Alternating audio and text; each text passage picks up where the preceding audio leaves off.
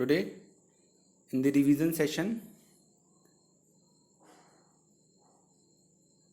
we will discuss about nodal analysis method of solving electrical circuits. In this revision session, previously, we have done two another methods of circuit solving. That was Thevenin's theorem and superposition theorem. So let us take nodal analysis method. In the different literatures, nodal analysis method is named as node pair voltages, node method, and also called nodal analysis. The popular name is nodal analysis. As the name suggests,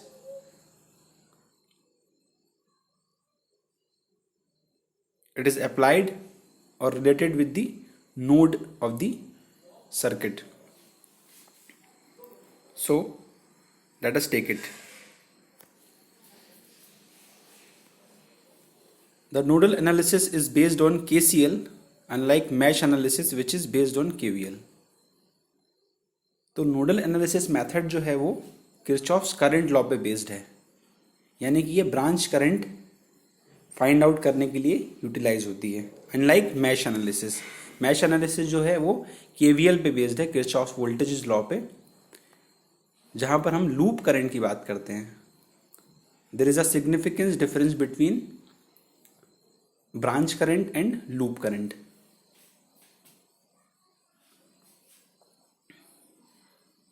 Nodal analysis also has the same advantage, that is a minimum number of equations to be written to solve the network. Nodal analysis method का advantage क्या है कि minimum number of equation जो है किसी particular network के लिए यहां पर हमको लिखनी पड़ती है. That simplifies the network solving. So if there are n nodes in the circuit, then one of these node is chosen as the reference node or datum node, and equations based on KCL are written for the remaining n-1 nodes.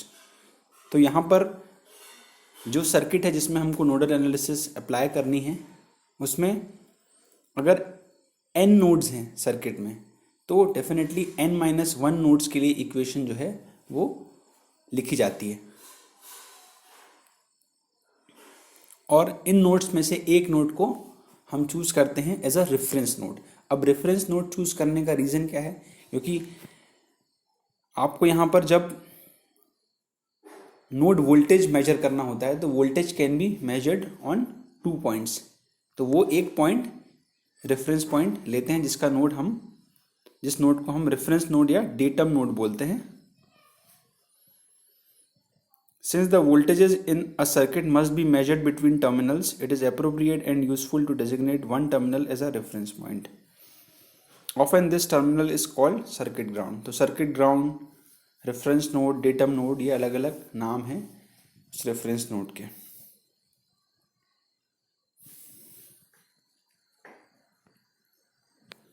एक example से इसको समझने की कोशिश करते हैं. आप यहाँ पर देखें, इस सर्किट में नोड आइडेंटिफाई हम करते हैं. तो यहाँ पर अगर हम देखें तो this is 1 node, this is second node, this is third node and this is fourth node.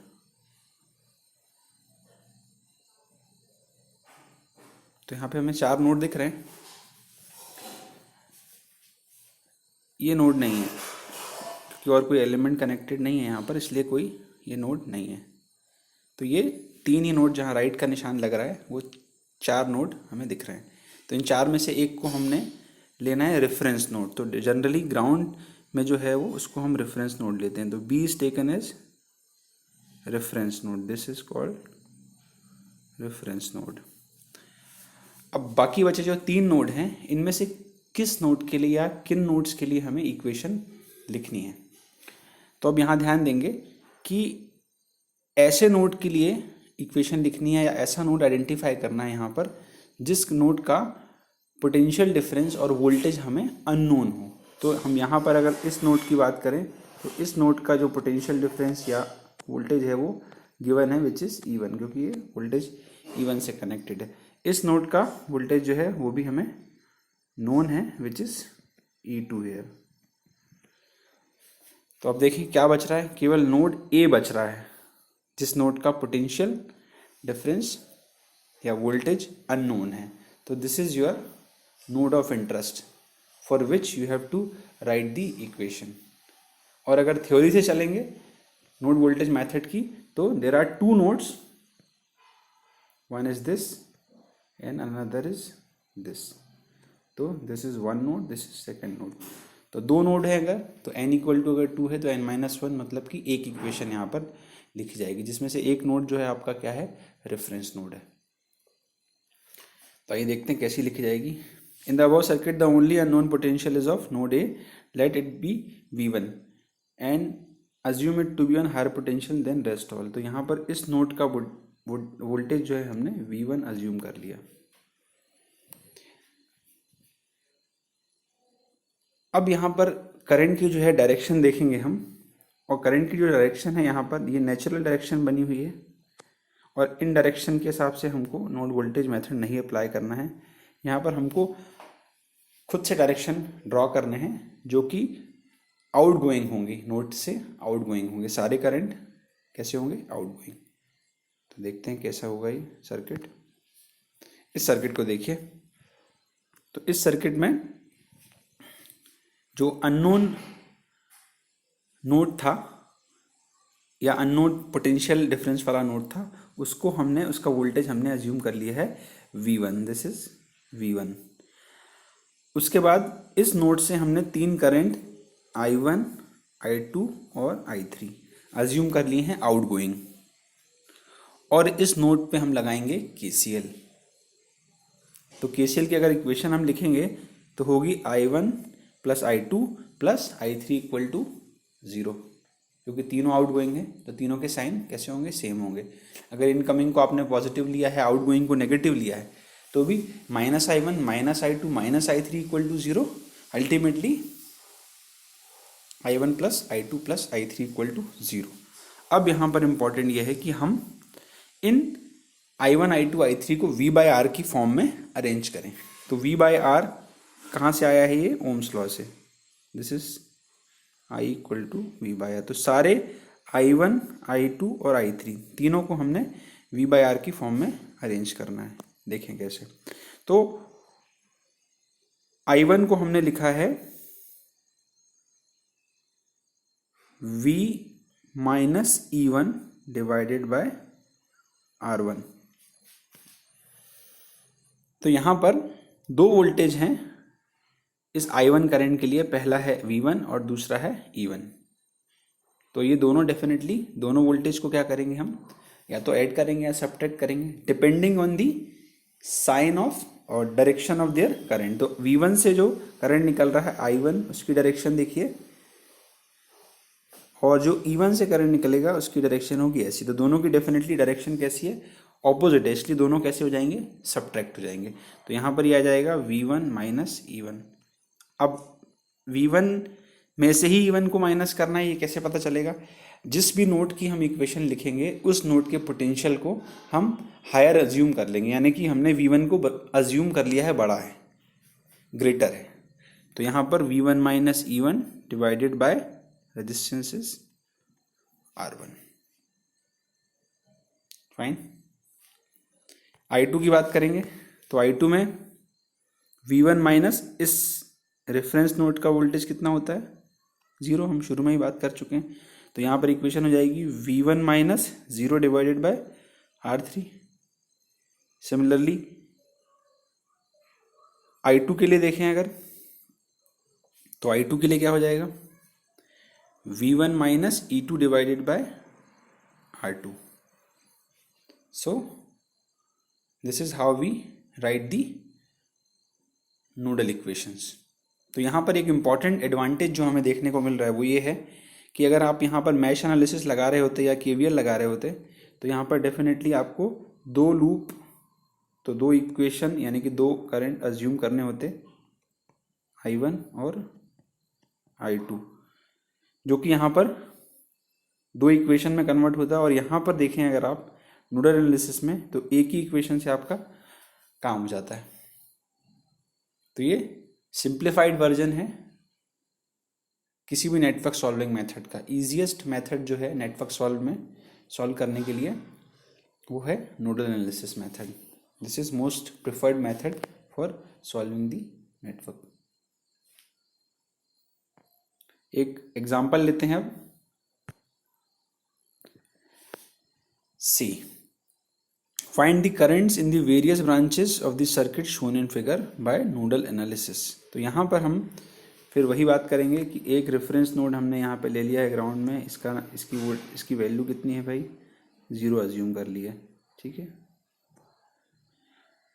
और इस वाले नोड का पोटेंशियल हमें मालूम है विच इज़ 100, तो ये हमारा नोड ऑफ इंटरेस्ट नहीं है। इस वाले का है 80, तो ये भी नोड ऑफ इंटरेस्ट नहीं है। तो बचे कौन से, ये जिस पे 1 लिखा है और जिस पे 2 लिखा है। तो ये नोड हैं जिनके पोटेंशियल डिफरेंस अननोन है, तो यहाँ हम इनको अज्यूम करेंगे V1 और V2। और ये जो नेचुरल डायरेक्शन बनी है इनके हिसाब से हम नहीं चलेंगे, हम नोड से आउट गोइंग अज्यूम करेंगे 1 by 1। देखते हैं कैसे। तो ये है हमारा क्वेश्चन। इसमें हमने ये जो नोड 1 है इसको अज्यूम कर लिया है, this is V1 and this is V2। ये V1 और V2 दो पोटेंशियल डिफरेंस या वोल्टेजेस हमने अज्यूम कर लिए हैं जिनकी वैल्यू हमको फाइंड आउट करनी है। अब हम 1 by 1 अगर इक्वेशन लिखेंगे तो पहले अगर हम नोड 1 के लिए केसीएल की इक्वेशन लिखेंगे तो यहाँ हमने अज्यूम कर लिए हैं 3 आउटगोइंग करंट, इनके नाम ले लिए हैं I1, I2 और I3। तो नोड 1 पे अगर हम केसीएल लगाएंगे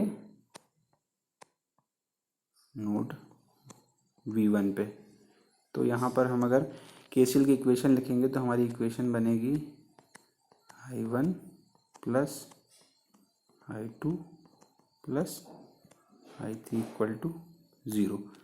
जैसा कि पहले देखा था, इनको V by R की फॉर्म में अरेंज करेंगे तो कैसा हो जाएगा, V1 minus 100 divided by 20 plus I2 कैसा हो जाएगा, V1 माइनस 0 यानी कि V1 बाय 10, 0 को मैं नहीं लिख रहा हूँ, प्लस I3 को देखें तो I3 क्या हो जाएगा, V1, ये इंपॉर्टेंट है, V1 minus V2 divided by 15 equal to 0। तो यहाँ पर एक इक्वेशन हमको मिली है V1 V2 की फॉर्म में। इसका एलसीएम लेके इसको क्रॉस मल्टीप्लाई करके अरेंज करेंगे तो V1 V2 की फॉर्म में हमको एक इक्वेशन मिल जाएगी। This is your first equation. Similarly अब हम I1 I2 I3 तक पहुंच गए। अब हम नोड 2 पे या नोड V2 पे अप्लाई करेंगे केसीएल। तो हम नोड V2 में फिर 3 आउटगोइंग करंट अज्यूम करते हैं, उनके नाम हमने लिए हैं I4, I5 एंड I6। तो नोड V2 ले रहे हैं, नोड V2, और इसमें हम केसीएल अप्लाई कर रहे हैं। इक्वेशन होगी आपकी I4 plus I5 plus I6 equal to 0। तो I4 की वैल्यू क्या हो जाएगी, V2 माइनस V1 बाय 15। क्यों, क्योंकि अब हम नोड V2 के लिए इक्वेशन लिख रहे हैं तो नोड V2 को ग्रेटर अज्यूम करना है। जिस नोड के लिए इक्वेशन लिखते हैं उस नोड का पोटेंशियल जो है हम उसको ग्रेटर अज्यूम कर लेते हैं। प्लस I5 यानी कि V2 बाय 10 प्लस I6 यानी कि V2। अब देखिए 80 वोल्ट से जो करंट निकल रहा है उसकी नेचुरल डायरेक्शन ऐसी है, और जो यहाँ से I6 आ रहा है उसकी डायरेक्शन भी इसके जैसी ही है। मतलब ये दोनों करंट की डायरेक्शन इसकी और इसकी सेम एक डायरेक्शन में जा रहे हैं, इसलिए ये ऐड हो जाएंगे। V2 प्लस ये हो जाएगा 80 डिवाइडेड बाय 10 इक्वल टू 0। इसको क्रॉस एलसीएम लेके क्रॉस मल्टीप्लाई करेंगे V1 V2 के फॉर्म में, एक और इक्वेशन मिलेगी। तो ये और इसके पहले जो इक्वेशन निकाली उन दोनों को अगर हम किसी भी मेथड से सॉल्व करें तो हमको V1 और V2 की वैल्यू मिल जाएगी, और वो V1 V2 की वैल्यू हम 1 बाय 1 इनमें रखते जाएंगे। यानी कि जैसे हमको I4 की वैल्यू निकालनी है तो आप अगर V1 V2 की वैल्यू यहाँ पुट करोगे, this is value of I4। Similarly ये V2 बाई 10 जो है ये I5 की वैल्यू है, और V2 प्लस 80 बाई 10 जो है वो I6 की वैल्यू है। तो यहाँ से सारे करंट हम फाइंड आउट कर सकते हैं। आई होप आपके समझ में आया होगा, बहुत आसान मेथड है। एक और क्वेश्चन हम देखते हैं यहाँ पर। तो यहाँ पर इस क्वेश्चन को देख के हमारे दिमाग में इमीडिएटली स्ट्राइक कर सकता है कि हमें यहाँ पर सोर्स ट्रांसफॉर्मेशन अप्लाई करना है कि नहीं करना है।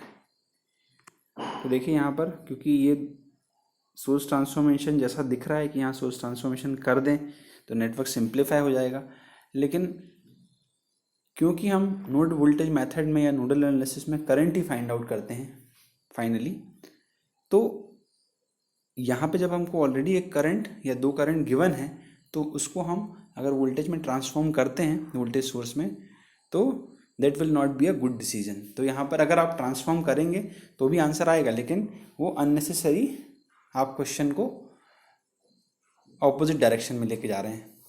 तो बेटर है कि आप करंट, कभी भी अगर करंट सोर्स मिले नोडल एनालिसिस मेथड में तो उसको हम ट्रांसफॉर्म नहीं करेंगे तो हमें फ़ायदा होगा, क्योंकि दो करंट यहाँ पर ऑलरेडी आपको गिवन है जिसको आपको फाइंड आउट नहीं करना पड़ेगा आगे।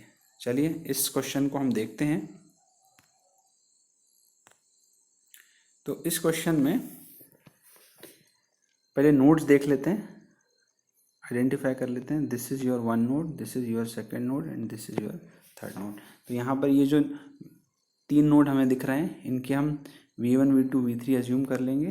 This is V1, this is V2, this is V3। अब यहाँ पर तीनों नोड के लिए हमें इक्वेशन लिखनी है। तो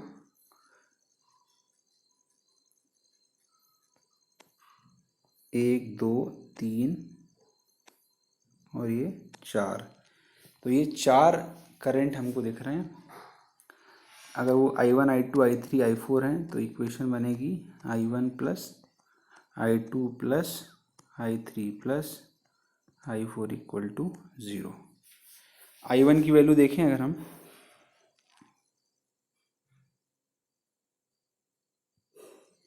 इफ दिस इज I1, तो I1 की वैल्यू अगर हम देखेंगे तो हमारा I1 जो है और जो 28 एम्पियर है वो ऑपोजिट डायरेक्शन में, तो यहाँ से सीधे I1 की वैल्यू लिख सकते हैं -28, क्योंकि हमें I1 की वैल्यू चाहिए और करंट की वैल्यू गिवन है उस ब्रांच में, लेकिन जो डायरेक्शन है वो ऑपोजिट है, इसलिए हमने यहाँ -28 लिखा।